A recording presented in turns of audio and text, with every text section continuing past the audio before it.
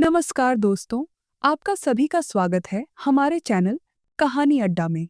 आज हम बात करेंगे मंगलवार व्रत की। एक ऐसा व्रत जो हर कष्ट को दूर करता है और जीवन में सुख समृद्धि लाता है। कहा जाता है कि सभी सुख, राज्य, सम्मान और पुत्र की प्राप्ति जैसे सभी मनोकामनाओं की पूर्ति के लिए मंगलवार का व्रत सबसे उत्तम है। इस व्रत की खास बात यह है कि इसे करने की विधि बहुत सरल है। सुबह स्नान के बाद लाल फूल चढ़ाएं, लाल वस्त्र धारण करें और भगवान हनुमान जी की पूजा करें। व्रत के दिन केवल गेहूं और गुड़ का भोजन करें और वह भी दिन में सिर्फ एक बार।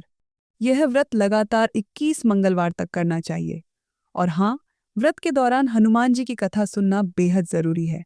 माना जाता है कि मंगलवार व्रत से मनुष्य के समस्त दोष नष्ट हो जाते हैं। यह न केवल कष्टों को दूर करता है बल्कि आपके जीवन को नई दिशा और ऊर्जा भी देता है। तो चलिए अब सुनते हैं इस व्रत की पवित्र कथा और जानते हैं कैसे यह व्रत आपके जीवन में बदलाव ला सकता है। एक बुढ़िया थी जो मंगल देवता को अपना इष्ट देवता मानकर सदैव मंगल का व्रत रखती और मंगल देव का पूजन किया करती थी। उसका एक पुत्र था जो मंगलवार के दिन पैदा हुआ था। इस कारण उसकी माँ उसे मंगलिया के नाम से पुकारा करती थी। मंगल देवता के दिन न तो वह घर को लीपती न ही पृथ्वी खोदती। एक दिन मंगल देवता उसकी श्रद्धा की परीक्षा लेने के लिए उसके घर में साधु का रूप बनाकर आए और द्वार पर आवाज दी। बुढ़िया ने कहा, महाराज, क्या आज्ञा है? साधु ने कहा, बहुत भूख लगी है, भोजन बनाना है, इसके लिए तू थोड़ी सी पृथ्वी लीप दे तो तेरा पुण्य होगा। यह सुनकर बुढ़िया ने कहा, महाराज, आज मैं मंगलवार की व्रती हूं, इसलिए मैं चौका नहीं लगा सकती। कहो तो जल का छिड़काव कर दूं। तब साधु ने कहा, मैं गोबर से ही लिपे चौके पर खाना बनाता हूं। बुढ़िया बोली, पृथ्वी लीपने के सिवाय और कोई सेवा हो तो मैं सब कुछ करने के लिए तैयार हूं। तब साधु ने कहा, सोच समझकर उत्तर दो, जो कुछ भी मैं कहूं उसे तुम्हें करना होगा। बुढ़िया ने कहा, महाराज, पृथ्वी लीपने के अलावा जो भी आज्ञा देंगे उसका पालन अवश्य करूंगी। बुढ़िया ने ऐसे 3 बार वचन दे दिया। फिर साधु ने कहा, तू अपने लड़के को बुलाकर औंधा लिटा दे, मैं उसकी पीठ पर भोजन बनाऊंगा। साधु की बात सुनकर बुढ़िया चुप हो गई। साधु ने फिर कहा, बुला ले लड़के को, अब सोच विचार क्या करती है? बुढ़िया ने आवाज लगाई, मंगलिया, मंगलिया। थोड़ी देर बाद लड़का आ गया।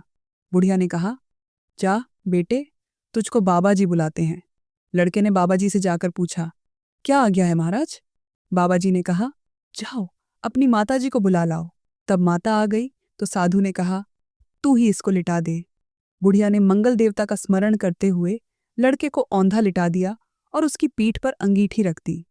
कहने लगी, महाराज, अब जो कुछ आपको करना है कीजिए, मैं जाकर अपना काम करती हूँ। साधु ने लड़के की पीठ पर रखी हुई अंगीठी में आग जलाई और उस पर भोजन तैयार किया। जब भोजन बन गया तो साधु ने बुढ़िया से कहा, अब अपने लड़के को बुलाओ, वह भी आकर भोग लेकर जाए। बुढ़िया चौंकते हुए बोली, यह कैसे आश्चर्य की बात है? उसकी पीठ पर आपने आग जलाई और उसी को प्रसाद के लिए बुलाते हैं। क्या यह संभव है कि अब भी आप उसे जीवित मानते हैं? आप कृपा करके उसका स्मरण भी मुझसे न कराइए और भोग लगाकर जहां जाना हो जाइए।